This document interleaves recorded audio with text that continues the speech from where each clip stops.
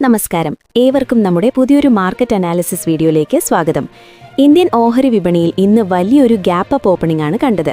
പിന്നീട് അല്പം താഴെ വന്നെങ്കിലും നിഫ്റ്റിയും സെൻസെക്സും വലിയൊരു കുതിപ്പാണിന്ന് നടത്തിയത്. അതോടൊപ്പം ഓട്ടോമൊബൈൽ, ഏവിയേഷൻ, IT സെക്ടറുകളിൽ നിന്ന് വളരെ നിർണായകമായ വാർത്തകളും ഇന്ന് വന്നിട്ടുണ്ട്. ഇതെല്ലാം നമ്മുടെ പോർട്ട്ഫോളിയോയെ എങ്ങനെ ബാധിക്കുമെന്ന് നമുക്ക് വിശദമായി പരിശോധിക്കാം. വിഷയത്തിലേക്ക് കടക്കുന്നതിന് മുൻപ് ഒരു ചെറിയ കാര്യം. വിപണിയിൽ ദിവസേനയുള്ള പ്രധാനപ്പെട്ട അപ്ഡേറ്റുകൾ നിങ്ങളിലേക്ക് എത്തിക്കാൻ ഞങ്ങൾ ശ്രമിക്കുന്നുണ്ട്. അത് നിങ്ങൾക്ക് ലഭിക്കുന്നുണ്ടെന്ന് ഉറപ്പുവരുത്താൻ ഇപ്പോൾ തന്നെ ആ ലൈക്ക് ബട്ടൺ ഒന്ന് അമർത്തുക. അതുകൂടാതെ ചാനൽ സബ്സ്ക്രൈബ് ചെയ്യാനും മറക്കരുത്. ഇനി നമുക്ക് പ്രധാന അപ്ഡേറ്റുകളിലേക്ക് കടക്കാം. ആദ്യത്തെ പ്രധാന വാർത്ത ഇന്ന് ദലാൽ സ്ട്രീറ്റിൽ കണ്ട വമ്പൻ കുതിപ്പാണ്. സെൻസെക്സ് ഏകദേശം 1100 പോയിന്റുകൾക്ക് മുകളിലാണ് ഇന്ന് ക്ലോസ് ചെയ്തത്. അതുപോലെ തന്നെ നിഫ്റ്റി 1.5% ഉയർന്ന് ക്ലോസ് ചെയ്തു.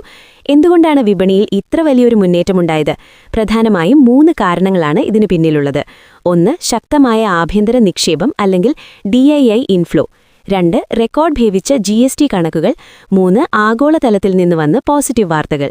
ഇന്നത്തെ ടോപ്പ് ഗെയിനേഴ്സ് എടുത്തു നോക്കിയാൽ ട്രെൻഡ്, ഇൻഡിഗോ, അതുപോലെ അദാനി പോർട്സ് എന്നീ ഓഹരികൾ 5 മുതൽ 6% വരെയാണ് ഇന്നുയർന്നത്. വിപണിയെ ഇത്രത്തോളം ആവേശത്തിലാക്കിയ ആ രണ്ടാമത്തെ വാർത്ത എന്താണെന്ന് നോക്കാം. മാർച്ച് മാസത്തെ GST കളക്ഷൻ ഡേറ്റ പുറത്തുവന്നിട്ടുണ്ട്. കഴിഞ്ഞ 10 മാസത്തെ ഏറ്റവും ഉയർന്ന നിരക്കായ 2 ലക്ഷം കോടി രൂപയാണ് മാർച്ചിൽ സർക്കാർ സമാഹരിച്ചത്. നമ്മുടെ സമ്പദ്വ്യവസ്ഥ വളരെ ശക്തമായി മുന്നോട്ടു പോകുന്നു എന്നതിന്റെ വ്യക്തമായ സൂചനയാണിത്. ഉപഭോഗം അഥവാ കൺസംഷൻ വർദ്ധിക്കുന്നു, ബിസിനസ്സുകൾ മെച്ചപ്പെടുന്നു. ഇത് വിപണിയിലെ നിക്ഷേപകർക്ക് ഇന്ത്യൻ ഇക്കോണമിയിലുള്ള വിശ്വാസം വർദ്ധിപ്പിക്കുകയും ബാങ്കിംഗ്, FMCG സെക്ടറുകളിൽ വലിയ വാങ്ങലുകൾക്ക് കാരണമാവുകയും ചെയ്തു. മൂന്നാമത്തെ വാർത്ത ഓട്ടോ സെക്ടറിൽ നിന്നാണ്. മഹീന്ദ്ര ആൻഡ് മഹീന്ദ്രയുടെ SUV വിൽപ്പന മാർച്ചിൽ 25% വർദ്ധിച്ച് പുതിയ റെക്കോർഡിട്ടിരിക്കുകയാണ്. സാമ്പത്തിക വർഷം 2026-ൽ കമ്പനി എക്കാലത്തെയും ഉയർന്ന വിൽപ്പനയാണ് രേഖപ്പെടുത്തിയത്. സ്കോർപിയോ N, XUV, ഥാർ തുടങ്ങിയ മോഡലുകൾക്കുള്ള വലിയ ഡിമാൻഡാണ് ഈ വളർച്ചയ്ക്ക് കാരണം. നാലാമത്തെ വാർത്ത ഏവിയേഷൻ സെക്ടറിൽ നിന്നാണ്. ഇന്ത്യയിലെ ഏറ്റവും വലിയ വിമാന കമ്പനിയായ ഇൻഡിഗോയുടെ പുതിയ CEO ആയി വില്ലി വാൾസ് ചുമതലയേൽക്കുന്നു. പീറ്റർ എൽബേഴ്സ് പടിയിറങ്ങിയതിനു ശേഷമാണ് ഈ നിയമനം.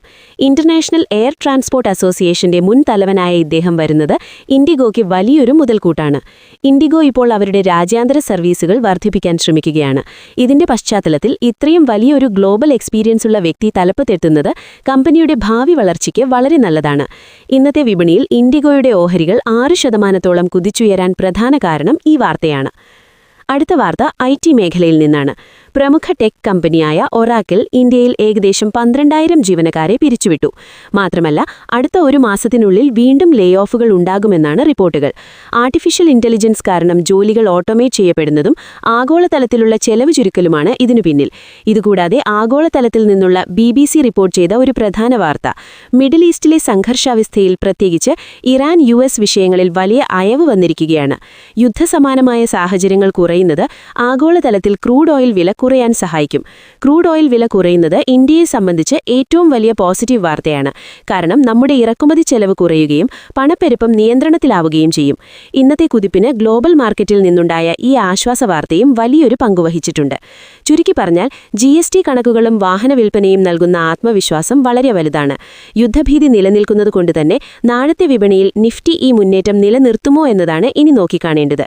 നിങ്ങളുടെ പോർട്ട്ഫോളിയോയിലെ ഇന്നത്തെ അവസ്ഥ എന്താണെന്ന് താഴെ കമന്റ് ചെയ്യുക. വീഡിയോ ഇഷ്ടപ്പെട്ടാൽ ലൈക്ക് ചെയ്യാനും ഷെയർ ചെയ്യാനും മറക്കരുത്. മറ്റൊരു മാർക്കറ്റ് അപ്ഡേറ്റുമായി നാളെ കാണാം. നന്ദി.